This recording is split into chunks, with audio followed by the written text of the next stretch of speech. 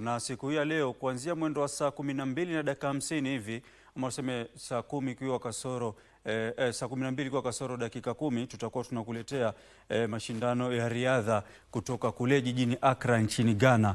Inajulikana kama Accra 2026. Karibu, mimi naitwa Ahmed Jumabalo, ukipenda niite AJB, na Lucy Mwaura na mwenzangu kwa upande wa lugha ya ishara. Na Rais William Ruto amesema kuwa serikali itawekeza 2% ya pato jumla la taifa katika utafiti na ustawi wa kifedha katika hazina ya kitaifa ya utafiti.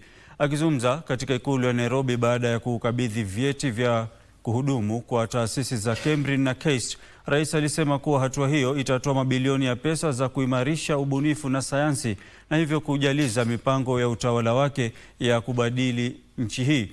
Mwanahabari wetu Abdulaziz Hashim na taarifa hiyo.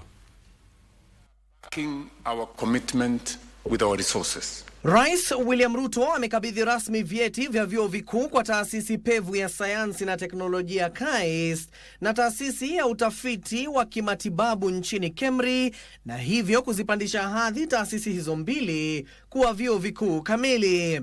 KEMRI, Your Excellency, will only be for graduate school, for postgraduate school, so that we maintain the standard of the researchers. There are thousands of researchers at KEMRI. An institution that will fill a void that has been there for need for high-end engineers, and especially on AI. Currently, Kenya has 86 accredited universities, 3 of which are specialized degree awarding institutions. This reflects a deliberate effort to balance broad access to higher education. Ni hapa ambapo rais alisema kuwa utawala wake utawekeza pakubwa katika utafiti na maendeleo ili kuafikia ajenda yake kabla ya uchaguzi mkuu wa mwaka ujao. We are determined to fully operationalize the national target of allocating at least 2% of our GDP to research and development. Ruto alisema kuwa hatua hiyo itatoa mabilioni ya pesa ili kuimarisha ubunifu na sayansi.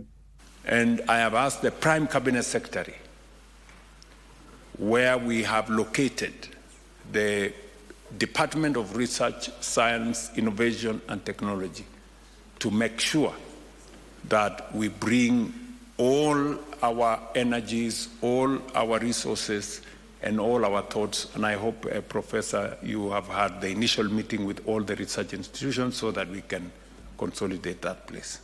Rais Ruto alikariri umuhimu wa kupanua na kuimarisha mfumo wa vyuo vikuu humu nchini ili kushughulikia mahitaji yanayoongezeka ya elimu ya juu na kufanikisha masuala makuu ya kimaendeleo ya kitaifa. If Kenya is to transform into a first world economy within our lifetime, then we too must and keep making bold strategic investments in science. Wakati huo huo, taasisi ya kimataifa ya chanjo na serikali ya Kenya zimetia saini mkataba wa kuanzisha afisi ya taasisi hiyo na mradi wa AVEC Afrika humu nchini. Rais William Ruto wakati huo huo atahudhuria kongamano la mwaka huu la siku 2 la maafisa wakuu waandamizi barani Afrika jijini Kigali, Rwanda. Abdulaziz Hashim, Darubini.